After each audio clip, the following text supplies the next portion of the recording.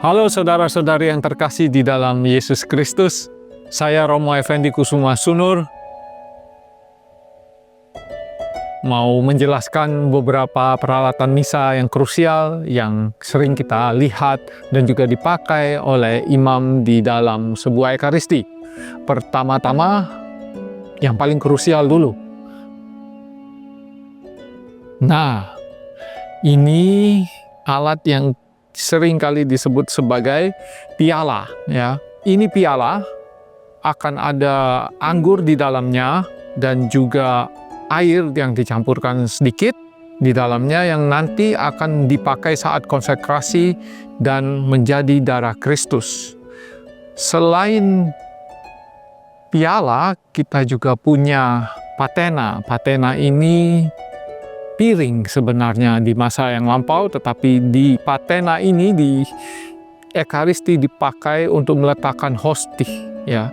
Hosti ditaruh di dalam patena, di atas patena, dan juga nanti patena dipakai untuk mengkonsekrasi hosti untuk menjadi tubuh Kristus. Selain piala dan patena, kita juga punya purifikatorium. Kain ini dipakai untuk membersihkan piala dan juga patena nantinya.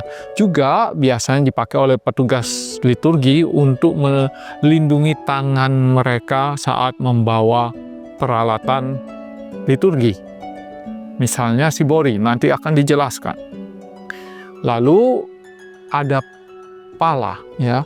Pala ini simbol dari batu di makam Yesus, ya.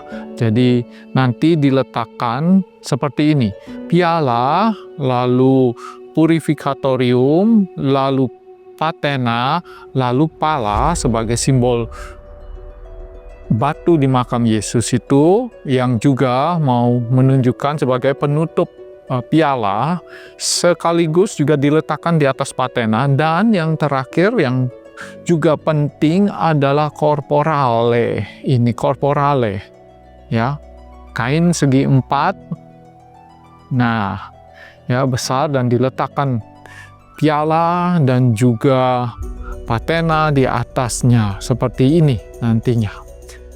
Oke, itu penting, ya.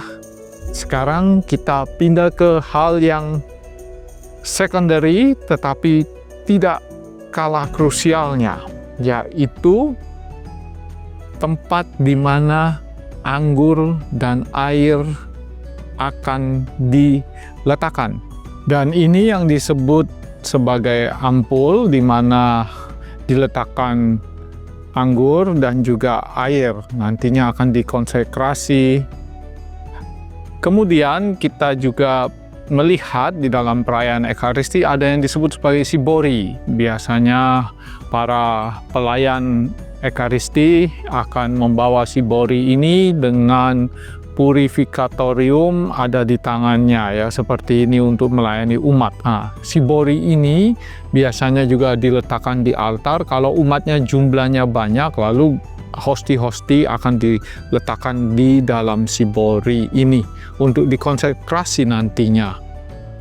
Kemudian, kalau Anda pernah melihat imam mencuci tangannya, itu tanda untuk penyucian diri. Dia menggunakan lavabo dan juga kain lavabo nantinya. Jadi modelnya seperti ini, dituang, dibersihkan tangannya sebagai tanda penyucian diri. Dan imam biasanya menyebut, ya, sucikanlah aku, ya Tuhan, dan bersihkanlah aku dari dosa-dosaku, seperti itu, ya. Lavabo, kemudian kita pindah ke sakramentum lah. Sakramentum di dalam versi luar negeri itu buku besar, tetapi di Indonesia itu terbagi dua, yaitu TPE dan juga buku bacaan dan doa-doa di misa harian atau misa untuk peringatan, termasuk peringatan Santo Santa. Seperti ini keduanya, ya.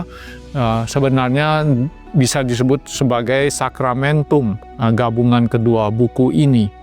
Ini TPE, ini misa peringatan. Kebetulan ini misa peringatan Santo dan Santa, seperti itu. Lalu yang tidak juga bisa diabaikan adalah kandelar, ya. Ada tempat lilin yang tinggi itu disebut kandelar. Ini ada 2 dengan lilinnya seperti itu. Lilin menunjukkan bahwa Kristus cahaya dunia yang juga mengalahkan kegelapan. Lalu satu hal yang seringkali luput tetapi juga penting adalah salib. Salib yang biasa dilihat oleh imam, ya, seperti ini kebetulan salibnya salib Yesus Gembala yang baik, ya. Sebenarnya mau menunjukkan bahwa Kristus adalah pusat, dialah mediator antara Allah dengan ciptaan, Allah dengan manusia.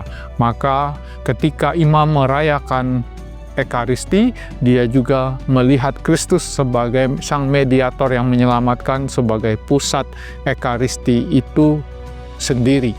Jadi tindakan Pak imamnya akan juga menunjuk berpusat kepada Kristus sendiri. Demikian para sahabat, sedikit penjelasan mengenai peralatan misa yang krusial yang biasa dipakai oleh imam-imam untuk merayakan Ekaristi bersama umat. Terima kasih, sampai jumpa.